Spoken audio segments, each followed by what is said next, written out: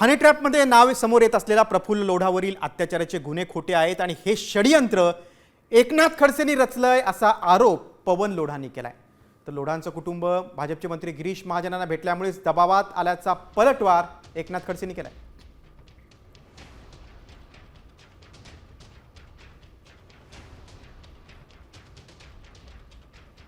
हे तिन्ही गुन्हे खोटे, हे जे षडयंत्र केलेलं आहे हे एकनाथराव खडसे यांनीच केलेलं आहे आणि प्लस मोठे साहेब। ह्या गुन्ह्याबद्दल काहीच म्हणजे काहीच नाही आहे। हा फक्त पब्लिसिटी स्टंट आहे की स्वतःकडे अटेन्शन सीक करायचं। प्रफुल्ल लोढाची फॅमिली गिरीश भाऊंना भेटली।